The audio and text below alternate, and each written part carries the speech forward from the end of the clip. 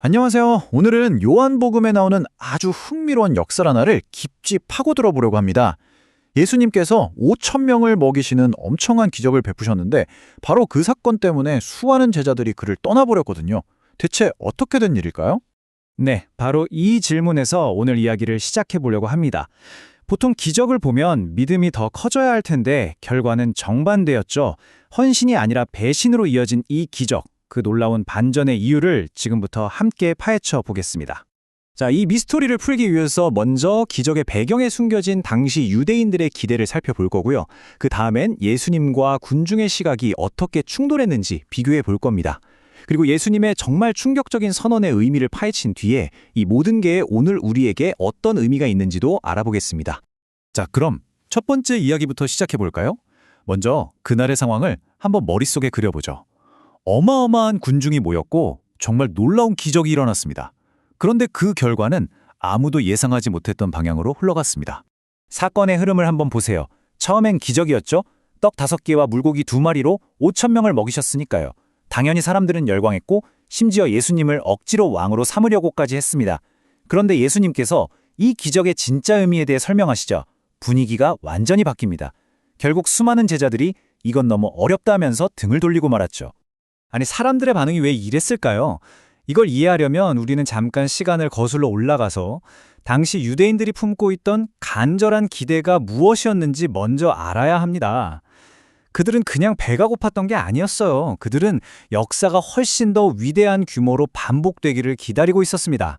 당시 유대인들 마음속에는 아주 강력한 소망이 하나 있었어요. 바로 새 출애굽이라는 건데요. 이게 뭐냐면 옛날에 모세가 이스라엘 백성을 이집트에서 이끌어냈던 것처럼 하나님께서 다시 한번 이번에는 더 위대하게 자신들을 해방시켜 주실 거라는 믿음이었죠.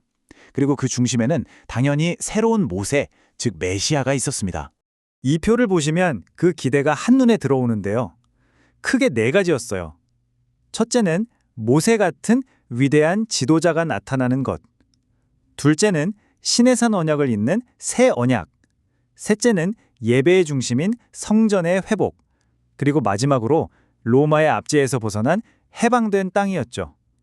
이 모든 기대가 과거 모세의 출애굽 이야기에 깊이 뿌리를 두고 있었습니다. 자, 이제 이런 배경을 알았으니 다시 오병이어 기적으로 돌아와 보죠. 여기서부터 군중과 예수님의 관점 차이가 확 드러나기 시작합니다. 같은 기적을 보고도 완전히 다른 생각을 했던 거죠. 군중들은 이렇게 생각했던 거예요. 와, 모세가 광야에서 만나를 줬던 것처럼 이분이 떡을 주시네? 이분이야말로 우리가 기다리던 바로 그 새 모세다. 당장 왕으로 만들어서 로마로부터 우리를 해방시켜야 해. 하지만 예수님의 생각은 완전히 달랐습니다. 너희는 기적의 의미를 본 게 아니라 그저 떡 먹고 배부른 것에만 관심이 있구나. 이 기적은 그런 차원의 이야기가 아니다라고 보신 거죠. 예수님께서는 그들의 속마음을 정확히 꿰뚫어 보시고 딱 짚어서 말씀하십니다. 초점을 빵이라는 일시적인 만족감에서 이 기적이 가리키는 영원한 진리로 옮기려고 하셨던 거죠. 그리고 바로 이 지점에서 예수님의 말씀이 정말 파격적으로 변합니다.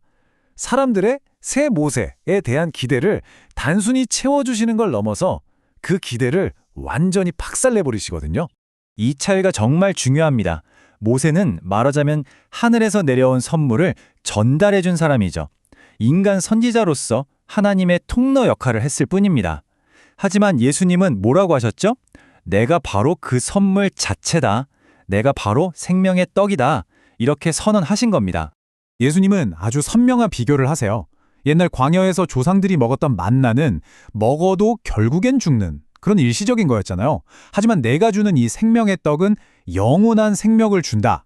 이 떡을 먹는 사람은 결코 죽지 않을 것이다. 이렇게 말씀하신 거죠. 그리고 마침내 사람들이 등을 돌리게 만든 결정적인 말씀이 나옵니다. 내가 줄 떡은 내 살이다. 자신의 살을 먹어야 영생한다는 이 말씀. 이걸 들었을 때 당시 사람들의 충격이 어땠을지 상상해 가시나요? 굉장히 불쾌하고 받아들이기 힘든 말이었을 겁니다. 그럼 이게 무슨 식인종 같은 소리인가 싶겠지만 그게 아니었습니다. 이걸 이해하려면 당시의 시간적 배경이 중요해요. 바로 유월절이 가까운 때였거든요. 예수님은 자신을 이스라엘을 죽음에서 구원했던 그 유월절 어린 양에 빗대어 말씀하고 계셨던 겁니다. 그러니까 예수님은 자신을 모세나 유월절 어린 양, 그 둘 중 하나가 아니라 그 모든 것을 뛰어넘고 완성하는 존재로 드러내신 겁니다. 백성을 이끄는 선지자이자 백성을 위해 죽는 희생제물, 그리고 생명 그 자체이신 분으로요. 자, 그럼 2000년 전의 이 이야기가 오늘을 사는 우리에게는 어떤 의미가 있을까요? 그냥 어려운 신학 이야기로만 남는 걸까요? 아닙니다. 이건 굉장히 실질적인 적용점을 가지고 있어요. 이 부활 신앙으로 산다는 건 과연 무엇을 의미할까요? 핵심은 이겁니다. 예수님을 생명의 떡으로 믿는다는 건 그냥 네, 믿습니다 하고 한번 고백하고 끝나는 그런 일회성 이벤트가 아니라는 거죠.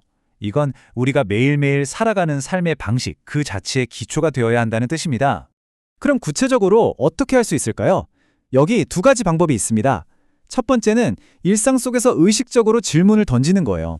지금 이 상황에서 예수님이라면 어떻게 하셨을까? 이게 바로 생명의 떡을 받아들인 삶의 아주 구체적인 표현이죠. 그리고 두 번째는 나의 경건 생활을 다른 사람을 위한 행동으로 연결하는 겁니다. 예를 들어 금식을 해서 식비를 아꼈다면 그 돈을 어려운 이웃에게 기부하는 것처럼요. 네, 결국 결론은 간단합니다.